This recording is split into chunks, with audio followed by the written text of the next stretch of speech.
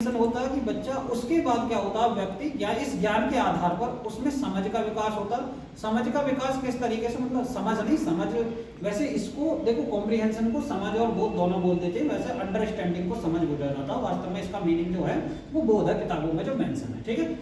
तो अपने जो व्यक्ति में जो ज्ञान होता है परसेप्शन ऑब्जर्वेशन के आधार पर उसका प्रयोग करता।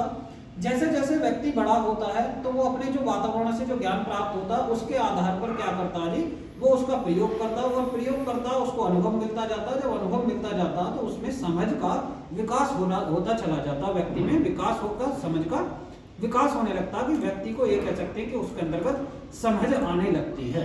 उसके बाद उन्होंने बताया था, उसके बाद गिलफोर्ड जी ने कहा कि उसके बाद लास्ट वाली बात आती है, लास्ट की चीजें क्या होती है, उसके बाद आता है प्रोडक्ट। प्रोडक्ट बोल सकते हैं, ठीक है, प्रोडक्ट कह सकते हैं। कि उसके बाद यहाँ पर क्या होता है, यहाँ पर होता है रिफ्लेक्शन। रिफ्लेक्शन परिवर्तन बोल सकते हैं। उसके बाद यह आएगी रिफ्लेक्शन, रिफ्लेक्शन परिवर्तन, परावर्तन बोलते हैं, परावर्तन या प्रत्या कुछ भी बोलते हैं, परावर्तन, ठीक है, ठीक है। रिफ्लेक्शन इसका मतलब जो भी यहाँ पर ज्ञान व बोध के आधार पर जो भी अनुभव प्राप्त किया, इसका यहाँ पर व्यवहारिक तौर से प्रयोग करता व्यक्ति। इन दो कंडीशनों से जो भी उसको ज्ञान प्राप्त हुआ, मतलब ये कह सकते हैं ज्ञान जो भी प्राप्त हुआ, ज्ञान व बोध, ज्ञान व बोध के आधार पर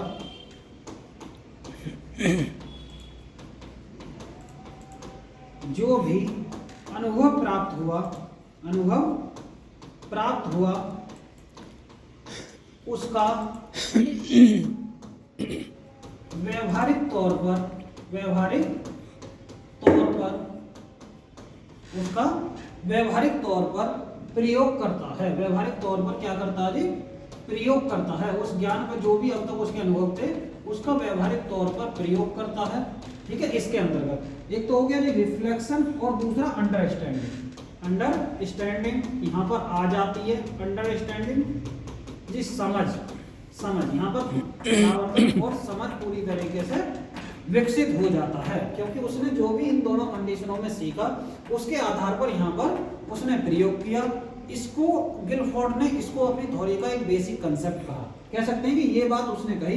यहाँ पर जो प्रयोग जो करते हैं जी, प्रयोग किस आधार पर करता, जो व्यक्ति प्रयोग जो करता है वो नहीं करता सैद्धांतिक तौर पर, सैद्धांतिक तौर पर यहाँ पर प्रयोग करता, सैद्धांतिक तौर पर। दूसरा जी तार्किक तौर पर, तार्किक तौर पर यहाँ पर उसका प्रयोग करता। तीसरा जी समस्या समाधान के तौर पर, समस्या समाधान, समाधान के तौर पर, ठीक। ये इस तरीके से व्यक्ति प्रयोग करता। और गिलफोर्ड जी ने कहा, गिलफोर्ड जी ने कहा कि भाई ये वाला पार्ट और ये वाला पार्ट मिलकर किसका निर्माण करता, ये करता जी रिफ्लेक्शन और अंडरस्टैंडिंग का। जो व्यक्ति ने सीखा उन इन दोनों के आधार पर वो प्रयोग करता। ये इसको जो कहा, इसी को एक बेसिक कंसेप्ट के रूप में इसको कंटेंट कहा। कंटेंट के अंदर क्या जी, परसेप्शन और ऑब्जर्वेशन होता।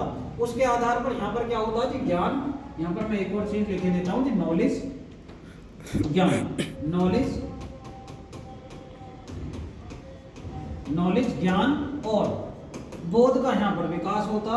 वो पूर्व ज्ञान के आधार पर यहाँ पर अनुभव करता। उन अनुभवों के विकास या पूर्व ज्ञान या ज्ञान जो भी उसने ज्ञान का भंडार किया, उसके विकास हुआ, उनके आधार पर व्यवहारिक तौर पर उसका प्रयोग करता। ये कहा जी गिलफोर्ड ने। और गिलफोर्ड ने इसी के आधार पर क्या दिया जी, 3 आयामी मॉडल दिया। इसी के आधार पर गिलफोर्ड जी ने क्या दिया जी, 3 आयामी सिद्धांत दिया। तो कह सकते हैं ये पूरी प्रक्रिया, ये जी पूरी प्रक्रिया, ये पूरी प्रक्रिया, इस पूरी प्रक्रिया के आधार पर गिलफोर्ड जी ने क्या दिया जी, उन्होंने दिया जी 3D मॉडल बोल सकते हैं, ठीक है। नाम तो क्या है इसके, 3D मॉडल बोल सकते हैं, या बोल सकते हैं जी SI मॉडल, SI मॉडल, या बोल सकते हैं जी SOI मॉडल, या बोल सकते हैं जी 3 आयामी मॉडल, 3 आयामी मॉडल।